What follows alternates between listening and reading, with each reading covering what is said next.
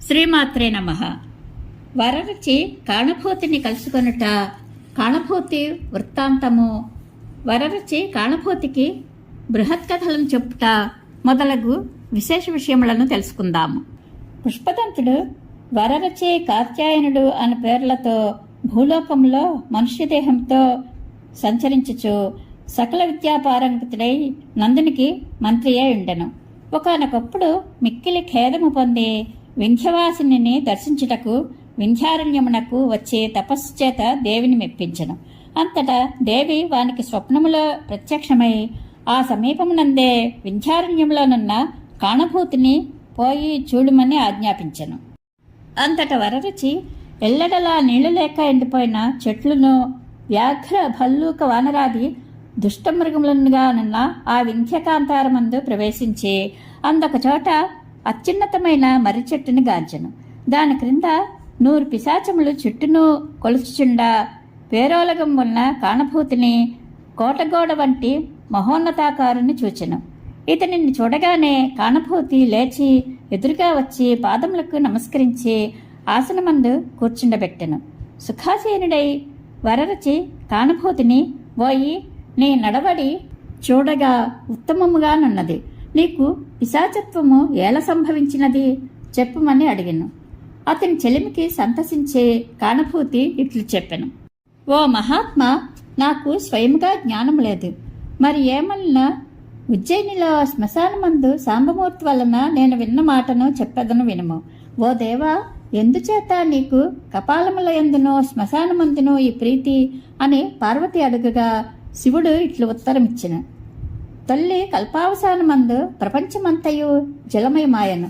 అంతటా నేను నా తొడను చీరి ఒక నెత్రిబొట్టును క్రింద రాల్చితిని. అది నీళ్లలో పడి గ్రిడ్డాయను. ఆ గ్రిడ్డును 2గా పగుల్పగా అందు నుండి పురుషుడు దయించెను. అంతటా నేను సృష్టి కొరకు ప్రకృతిని సృజించితిని. ఆ ప్రకృతి పురుషులు ప్రజాపతులను సృజించిరి. వారు ప్రజలను సృజించిరి. కాబట్టి ఆ పురుషుడు లోకంలో పితామహుడు అని చెప్పబడుచున్నాడు. అతడు చరాచరమైన విశ్వమంతయు సృజించి గర్వపడెను. అందులకై నేను అతని తలను ఖండించితిని. పిమ్మట జాలిపుట్టి మహావ్రతం అవలంబించి కపాలమును చేతకొని శ్మశానమందు సంచరించుచున్నాడను. మరియు ఓ దేవి, ఇప్పుడు చెప్పిన గ్రిడ్డు యొక్క చిప్పలే భూమ్యాకాశములే ఉన్నవి. కాబట్టి జగత్తు ఈ కపాల స్వరూపమున నా చేతిలోనున్నది. శంకరుడు ఇట్లు చెప్పగా ఇంకా ఏమి మాట్లాడుకుందరో విందునుగాక అని నేను కుతూహలపడుచుండగా పుష్పదంతుడు ఎప్పుడు మరల మన ఎద్దకు వచ్చినని పార్వతి జీవితేశ్వరుని అడిగాను. ఈశ్వరుడు గౌరితో నన్ను గురించి ఇట్లనియే, వీడు యక్షుడు, కుబేరునికి కింకరుడు. వీడు స్థూలసురుడను రాక్షసునితో మైత్రి చేసినాడు. ఆ పాపికి చిల్కాడగట తెలుసుకొనిన కుబేరుడు వీనిని వింధ్యారణ్యంలో పిశాచమై ఉండుమని శపించినాడు.